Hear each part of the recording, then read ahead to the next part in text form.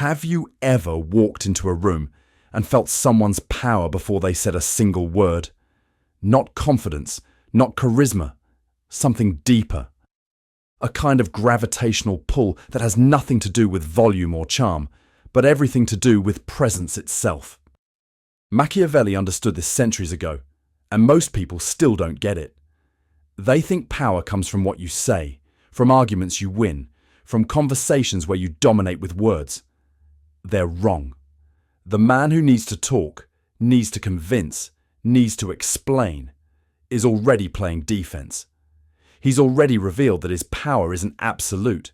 He's already given everyone a roadmap to his insecurities by trying so hard to make them believe in him. Real power doesn't announce itself. It whispers. Or more accurately, it doesn't speak at all. It observes. It waits. It lets other people fill the silence with their own insecurity. This is what separates the people who actually have power from the people who are desperately trying to convince everyone they do. The difference is visibility. One is constantly proving something. The other doesn't need to prove anything to anyone. If you want more Machiavelli-style power psychology like this, hit like and subscribe. Think about the most powerful people you've encountered. The ones who genuinely commanded respect without trying. They didn't necessarily speak more eloquently than others. They didn't perform or posture. They were often quieter than the room expected them to be. Sometimes uncomfortably quiet. You'd be sitting there waiting for them to fill space, and they'd just let it sit there. And something about that silence would unsettle you. There's a reason for this. When you talk, you reveal limits. You show boundaries, you explain, you defend, you justify. Every word is a brick in a wall the other person can start dismantling. Every explanation is a vulnerability waiting to be exploited. But silence is impenetrable. Silence is a blank canvas that people project their own fears onto. People naturally assume that silence means either you're thinking deeply, or you're unimpressed, or you're calculating something. All of those possibilities make people nervous. When Machiavelli observed rulers and power players of his time, spending years studying how power actually worked versus how people thought it worked, he noticed something critical. The ones who lasted weren't the ones who were loudest or most verbose. The ones who actually held power weren't the ones giving speeches or trying to convince everyone of their greatness. They were the ones who understood that words are currency, and the less you spend, the more valuable they become. The person who speaks last speaks once it matters. Everyone else was just making noise, constantly devaluing their own currency by throwing words around like they were free. Consider the simple act of listening. Most people don't actually listen. They listen while planning their next thing to say. They're sitting there nodding while mentally rehearsing their response. Their minds are already formulating the counter-argument, waiting for their turn to speak, treating conversation like a transaction where they need to demonstrate their intelligence or wit to earn respect. They think power comes from being the smartest person in the room, from winning the argument, from having the best comeback. But the truly powerful listener is doing something entirely different. He's gathering intelligence. He's watching for tells, for what makes someone's eyes light up or dim down, for the topics they avoid or linger on too long. He's noting what someone didn't say more carefully than what they did. He's understanding what someone wants deep down, what they're actually afraid of, what they genuinely value beneath the surface. And he's doing this silently, invisibly, perfectly patiently, while the other person feels like they're in control because they're doing all the talking. They feel like they're winning because they're articulate and engaging. They have no idea they're broadcasting their entire strategy. This is one of Machiavelli's core insights that most people completely miss, and it's almost too simple to believe. The man who speaks controls the immediate moment. He wins the conversation in that instant. The man who listens controls the entire game. Because once you know what someone wants, you own their decision-making process. Once you understand their fears, you can predict their moves before they make them. Once you've mapped out what matters to them, you've essentially created a blueprint of how to influence them. The person talking is revealing their hand completely, putting all their cards on the table. The listener is holding all his cards, saying nothing, learning everything. This is why the best negotiators often speak the least. They let the other side fill space with desperation. But it goes deeper than just conversation. It's about how you hold your body, how you move through space, how you occupy a room. There's a physical language of power that has nothing to do with size or aggression or physical dominance. It's about economy of motion. A truly powerful person doesn't gesture wildly or take up excessive space with fidgeting and restlessness. His movements are intentional, calculated, meaningful. When he moves, it means something. You notice it. When he speaks, it breaks a meaningful silence rather than just filling an uncomfortable one. Watch someone who's truly comfortable in their power, who's not desperate for validation or constantly trying to prove something. They don't rush through conversations. They don't over-explain. They can sit in silence without needing to fill it with nervous chatter. They can let another person sit with discomfort without feeling the psychological need to rescue them with conversation. They can be misunderstood without immediately rushing to clarify. This creates a subtle psychological imbalance where the other person begins to doubt themselves. Why isn't he defending himself? Why is he so calm about this accusation? Why is he responding to urgency with patience? The person seeking validation becomes increasingly anxious as they realize validation isn't coming. And anxiety makes people compliant. It makes them malleable. It makes them desperate to find the formula that will finally get a reaction, finally earn approval, finally move this person. They start trying to please, trying to impress, trying to earn approval from someone who isn't even trying to give it. Someone who seems almost indifferent to whether they succeed or fail. This is psychological mastery without a single manipulative word. Machiavelli also recognized something that modern psychology has spent decades confirming.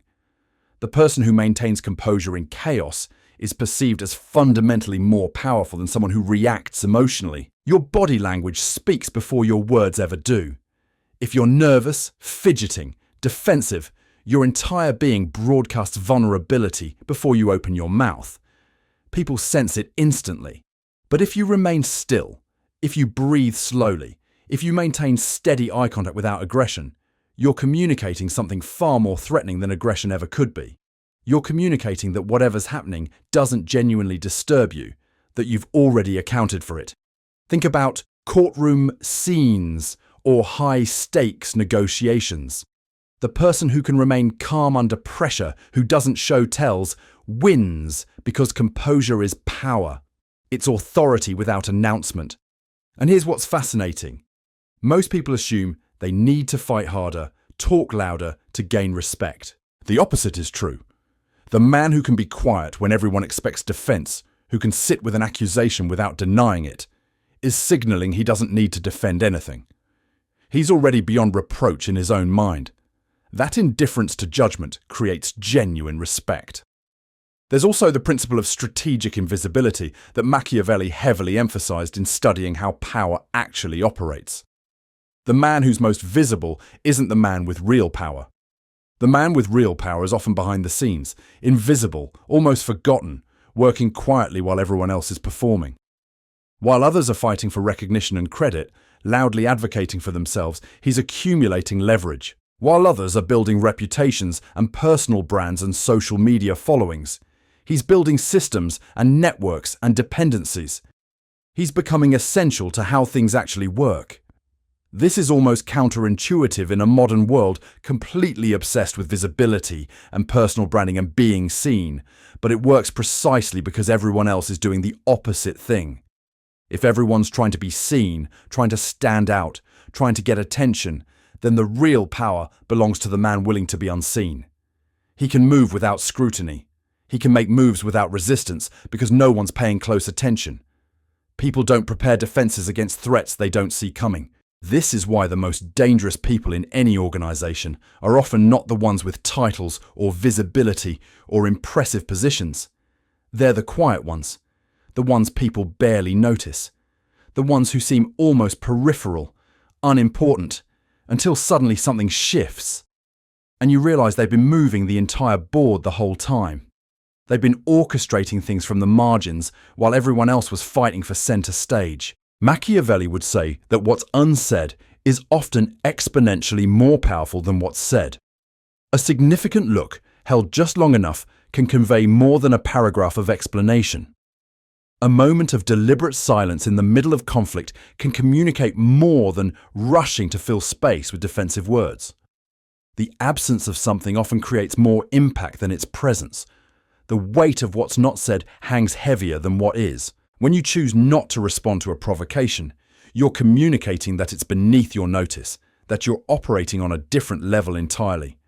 When you choose not to explain yourself, not to justify your decisions, you're communicating that you don't need external validation of your choices. You're confident enough in your own judgment that other people's understanding is almost irrelevant. When you choose not to engage in someone's emotional drama, not to get pulled into their urgency and chaos, you're communicating that you operate on a different timeline entirely. This is what separates the truly powerful from those merely playing at power, from those pretending. The performance artist, the one who's insecure, but trying to seem powerful, thinks he needs to perform constantly to maintain status. He needs to keep proving it. The actually powerful person understands that his power is most visible in what he chooses not to do, in the boundaries he maintains without needing to explain them, in the drama he refuses to engage with, in the arguments he walks away from.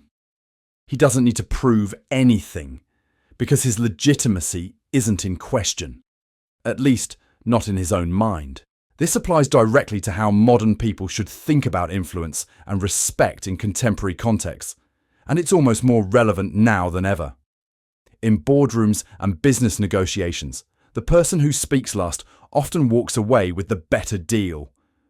Not because they're necessarily smarter or more articulate, but because they've forced the other side to reveal everything about their position, their limits, their desperation, while revealing nothing about themselves.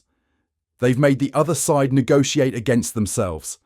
They let the other side fill every silence with concessions and explanations. In social dynamics, in real human relationships, the person who's slightly mysterious, who doesn't broadcast all their thoughts and feelings constantly, who maintains some degree of privacy and reserve, is more interesting, more respected, more powerful. Everyone else is oversaturated with information about who they are and what they want. You meet them, and within 5 minutes you know their entire life story and their political opinions and their relationship drama. But the person who's selective about what he reveals, the person who has some parts of himself that remain private, that generates genuine curiosity and respect. We're living in an age of constant oversharing and visibility, where everyone's performing their lives on social media, which makes the alternative incredibly, almost shockingly powerful. The person who has real boundaries, who doesn't explain every single decision, who doesn't broadcast their personal life, who maintains some mystery, stands out precisely because they're not doing what everyone else is doing. They're doing the opposite. Consider how this works in the context of fear and respect specifically. And this is where Machiavelli's insights become almost unsettling. Fear doesn't come from aggression or volume or physical intimidation. It comes from unpredictability combined with demonstrated capability. If people know exactly what you'll do in every situation, know your patterns, know your limits, then you're not feared. You're just known. You're predictable, which means manageable. They can plan around you. But if people know you're genuinely capable of action, that you've demonstrated competence, and they can't quite predict which version of you they'll encounter, what your boundaries actually are, that creates a different kind of respect and a degree of healthy caution. It creates distance. Machiavelli would say it's better to be feared than loved, and the way to be feared is not through cruelty or aggression, but through inscrutability. Not through threatening people, but through remaining somewhat unknowable. The leader who might smile warmly and give you something one moment and make a ruthless decision about something else the next is someone people respect because they can't quite figure him out. He doesn't fit neatly into their categories.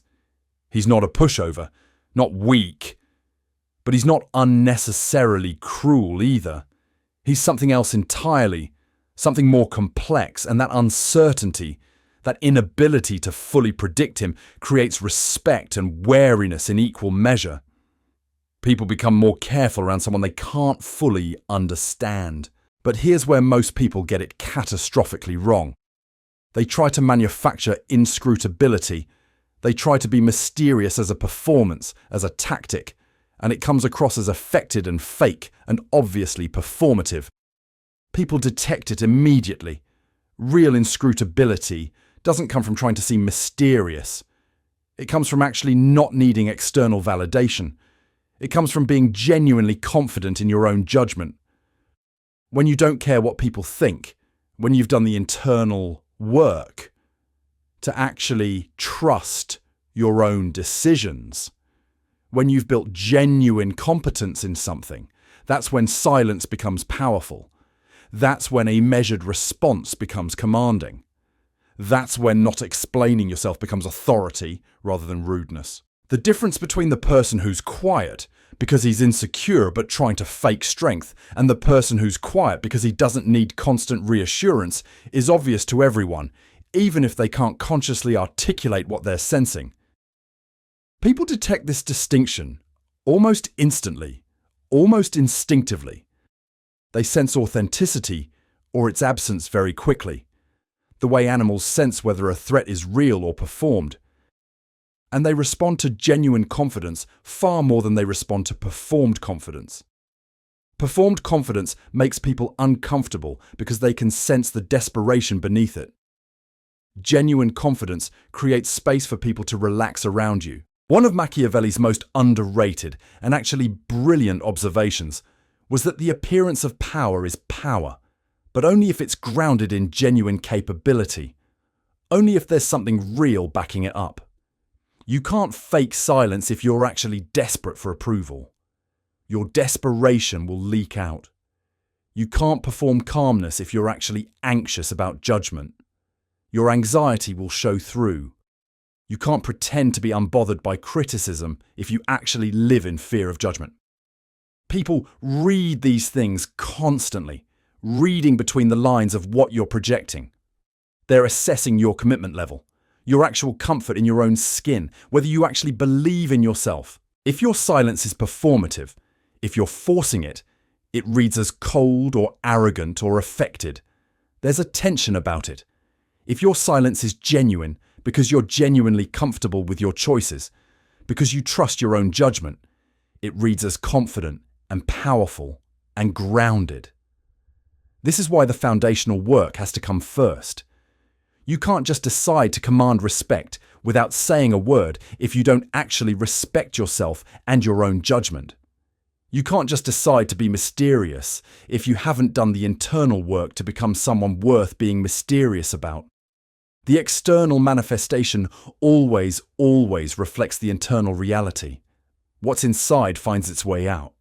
You can't hide low self-confidence behind clever tactics. Eventually it bleeds through. So, what does this actually look like in practice? It means being selective about where you invest your time and energy. It means saying no more often and explaining it less, stopping the habit of over-justifying your choices. It means making decisions and executing them without polling everyone for opinions, without seeking consensus or approval. It means having convictions that aren't up for public debate every single time someone challenges you. It means being willing to lose arguments you don't think are worth having, because you're not playing for short-term wins. You're playing a longer game.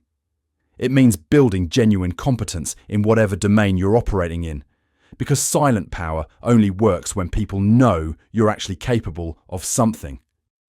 The respect and fear that Machiavelli described, the silent command, comes from the underlying knowledge that this person actually knows what they're doing, that they've earned their position, that they're not guessing or hoping or bluffing. They're moving with intention and certainty and competence. They've done the work. They've built the skills. There's something real there, and people sense it. You can't fake that. You can't perform your way to that kind of respect. It has to be built through actual performance, actual results, actual competence over time. The paradox is that in a world drowning in noise and constant communication and everyone desperate to be heard, silence has become the most valuable commodity. The person who can sit silent in a meeting while everyone else is talking, competing to be heard, and then make one perfectly timed observation that completely shifts the entire conversation. That's the person people actually listen to. That's the person whose words carry weight. The person who responds to provocation with a slight smile and a change of subject, who doesn't take the bait, who doesn't get dragged into other people's dramas and urgencies. That's the person people respect. Not fear in the aggressive sense, but respect in the sense that they don't want to be on the wrong side of this person's judgment. They sense this is someone who operates by his own rules and has both the conviction and the capability to expect everyone else to do the same. That kind of certainty, that kind of internal alignment, that's rare and powerful. This is what Machiavelli was really teaching. That true power isn't in the ability to dominate others with words or force. It's in the ability to operate independently, to not need external validation, to move according to your own logic rather than everyone else's expectations. That silent, commanding presence comes from someone who has genuinely resolved internally that they don't need anyone's permission to be who they are or do what they think is right. Everything else flows from that. The way they hold space, the way they listen, the way they respond or refuse to respond, all of it communicates someone who is at home in their own power. And because they're not broadcasting it constantly, trying to prove it, needing recognition for it, it becomes undeniable. Ask yourself right now, and be brutally honest. Do you speak because you have something valuable to add, or because silence makes you anxious and uncomfortable? Do you defend your choices because they actually need defense, or because deep down you're seeking approval and validation? Do you explain yourself automatically whenever anyone questions you, or can you actually sit with someone not understanding something about you, not agreeing with a decision you made? Do you need people to know how capable you are, needing to broadcast your competence, or are you genuinely fine with them discovering it over time? Do you get nervous when someone doesn't immediately validate something you've done? These questions reveal whether your power would actually be silent and genuine, or whether you'd be performing silence while desperately, internally, still seeking attention and approval. The work is internal first. The external manifestation follows naturally from that internal foundation. You can't skip that step. You can't shortcut genuine self-respect and confidence. The man who commands fear and respect without saying a word isn't someone who's studied body language techniques obsessively or practiced looking confident in mirrors trying to find the right expression. He's someone who's done the harder, deeper work of actually becoming confident in his own judgment. Someone who's built genuine competence and earned respect through action rather than words. Someone who's genuinely okay with being misunderstood or disliked because he's not operating for approval. He's operating for results. That's the person who can enter a room and create a gravitational pull without speaking a word. That's the person whose silence is powerful because it's genuine, grounded in something real. This is Machiavelli's real lesson that extends far beyond politics or manipulation or tactics. It's that true power belongs to those who stop needing to prove they have it. The moment you're comfortable enough to be quiet, to be misunderstood, to let others doubt you while you move forward anyway, to not need constant reassurance that you're doing the right thing, you've entered a different game entirely. You're operating on a different frequency, and everyone in the room feels it. Not because you're performing something, but because you've actually become someone different. Someone who doesn't need the constant validation of words and explanations. Someone who trusts their own judgment enough to act silently and confidently. That person doesn't have to demand respect or beg for it. It comes naturally because everyone can sense someone who's genuinely beyond the need for it. That person has moved beyond the game most people are playing. So the real question isn't how to command fear and respect without words. It's whether you're willing to become the kind of person who actually doesn't need to say anything at all. Whether you're willing to do the internal work. Whether you're willing to build genuine competence instead of just performing confidence. Whether you're willing to stop seeking validation and start trusting yourself. That's the real Machiavelli lesson. That's where the actual power lives.